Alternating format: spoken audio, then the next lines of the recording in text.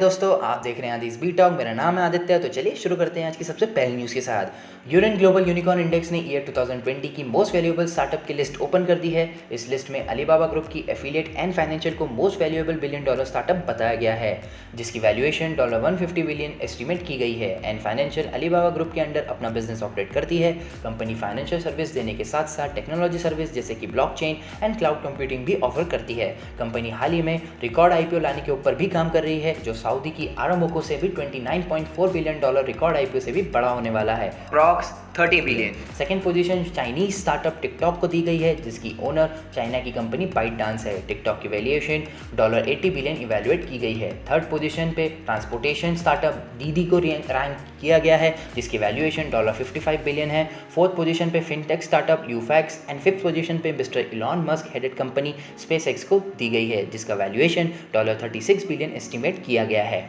बढ़ते अपनी अगली न्यूज़ की ओर। जुलाई का मंथ स्टार्टअप कंपनीज़ के लिए काफ़ी अच्छा रहा है। इस मंथ स्टार्टअप कंपनीज़ को कंटिन्यूस बेसिस पे फंडिंग अट्रैक्ट करने की अपॉर्चुनिटी मिली है। अप्रॉक्स 60 से भी ज़्यादा स्टार्टअप कंपनीज़ ने हाई फिगर में फंडिंग रेज की है एंड मोस्टली फंडिंग उन स्टार्टअप को ज़्यादा मिली है जिन्होंने अपना बिजनेस जल्दी स्टार्टअप कर दिया था।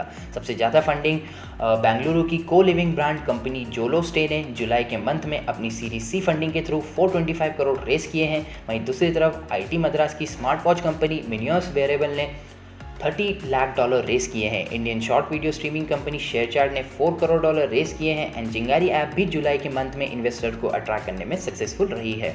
बढ़ते अपनी अगली न्यूज़ की ओर।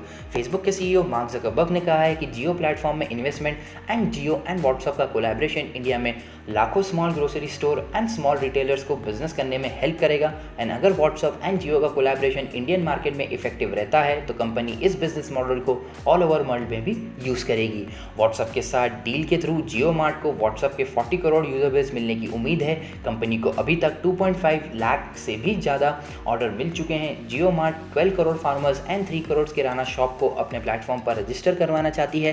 कंपनी आने वाले टाइम में अपने प्लेटफॉर्म पर इलेक्ट्रॉनिक्स, फैशन, फार्मा प्रोडक्ट्स भी रजिस्टर करने वाली है। कंपनी अपनी सर्विस इंडिया की 200 सिटीज़ में दे रही है। अगली न्यूज़ टेक सेक्टर की सबसे बड़ी कंपनी एप्पल की तरफ से है। चाइना की artificial intelligence company Shanghai Zhizhen international network technology company ने एप्पल पर अपने पेटेंट को चुराने पर कोर्ट केस फाइल कर दिया है। चाइना की कंपनी ने एप्पल से $1.43 बिलियन का फाइन भी मांगा है। इकोनॉमिक्स टाइम्स की एक रिपोर्ट के according Shanghai Zhizhen international network ने कहा है कि एप्पल ने अपनी वॉइस रिकॉग्निशन टेक्नोलॉजी सीरी में उसके पेटेंट यूज़ किया है। कंपनी ने एप्पल पर पहली बार 2012 में भी पेटेंट चोरी करने का केस कंपनी के ऊपर फाइल किया था। बढ़ते अपनी अगली न्यूज़ की ओर। कोविड-19 के बाद कंज्यूमर्स के बढ़ते कंजम्पशन को देखते हुए डेयरी एंड बेवरेजेस सेगमेंट की बड़ी कंपनीज़ ने अपने नए इम्यूनिटी बूस्ट प्रोडक्ट मार्केट में लॉन्च कर दिए हैं। इन कंपनीज़ में Starbucks, Mother Dairy, Coca Cola, Amul India के साथ साथ दूसरी और भी बिग ब्रांड्स नए प्रोडक्ट के साथ मार्केट में आ चुकी है। स्टारबक्स ने हनी हल्दी latte, Raspberry, kiwi and blueberry smoothie market में लॉन्च की है। टाटा के स्टारबक्स का कहना है कि कंज्यूमर्स अब हल्दी इंक्लूडेड प्रोडक्ट्स ज़्यादा डिमांड कर रहे हैं। वहीं इंडिया की सबसे बड़ी coffee chain Cafe Coffee Day ने भी हल्दी लाटे मार्केट में लॉन्च कर दिया है। इंडिया के टी ब्रांड चायोस ने भी कोविड-19 को देखते हुए हल्दी मिल्क एंड हल्दी टी मार्केट में लॉन्च की है। इंडिया की सबसे बड़ी डेयरी कंपनी अमूल ने haldi milk, tulsi milk, haldi ice cream market में लॉन्च कर दी है। वहीं अमूल की सबसे बड़ी कॉम्पिटिटर मदर डेयरी ने यूनिक वे में immunity booster drink butterscotch flavour haldi milk launch किया है। वर्ल्ड की सबसे बड़ी बेवरेज कंपनी कोको कोला ने Minute Maid Nutriforce and Minute Maid Vita Punch energy drink को वर्ल्ड वाइड लॉन्च कर दिया है। इसी तरह वर्ल्ड के टॉप रेस्टोरेंट जैसे आईटीसी, होटल ताज एंड गोली ने भी इम्यूनिटी फोकस डिशेज अपने मेन्यूज में इंक्लूड कर दी हैं। बढ़ते अपनी अगली न्यूज़ की ओर। इंडिया के टॉप प्राइवेट बैंक में इंक्लूडेड एचडीएफसी बैंक के नए सीईओ एंड एमडी का नाम आरबीआई ने अनाउंस कर दिया है। आरबीआई ने मिस्टर शशिधर जगदीश को एचडीएफसी बैंक के नए सीईओ एंड एमडी पोस्ट के लिए अपॉइंट कर दिया है।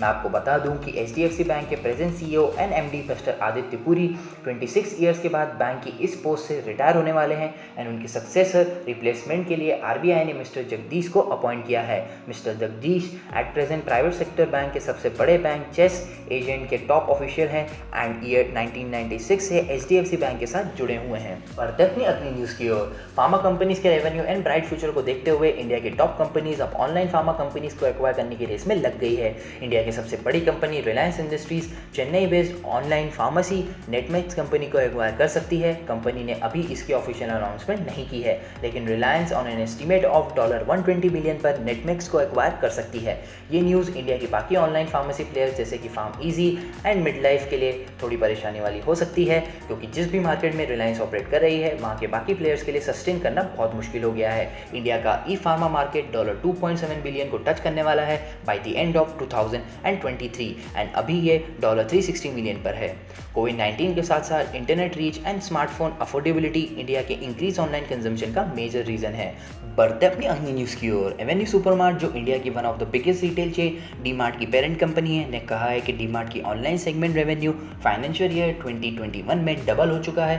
कंपनी का ऑनलाइन सेल्स रेवेन्यू 354 करोड़ को टच कर चुका है, जबकि कंपनी अभी भी अपने ज़्यादातर ऑनलाइन सर्विस सिर्फ मुंबई सिटी में प्रोवाइड कर रही है। हालांकि कंपनी का रेवेन्यू बढ़ने के बाद भी कंपनी का ऑनलाइन सेगमेंट 57% लॉस में चल रहा है। डीमार्ट इंडिया में 214 रिटेल स्टोर चलाता है एंड स्टोर का पर स्क्वायर रेवेन्यू 22,872 रुपीज़ मेजर किया गया है। बढ़ते अपनी अगली न्यूज़ की ओर। Chinese smartphone company Vivo IPL 2020 की स्पॉन्सरशिप से बाहर हो चुकी है। अब वीवो IPL 2020 का स्पॉन्सर नहीं करने वाली है। इसके पीछे सबसे बड़ा रीज़न ये है कि वीवो अपनी स्पॉन्सरशिप अमाउंट में 20 to 30% कम करना चाहती थी, जिसके लिए BCCI ने एग्री नहीं किया। हालांकि वीवो के पास अभी भी IPL को आने वाले 3 सालों तक के लिए स्पॉन्सर करने का कॉन्ट्रैक्ट साइन है। वीवो IPL 2021 को स्पॉन्सर कर सकता है।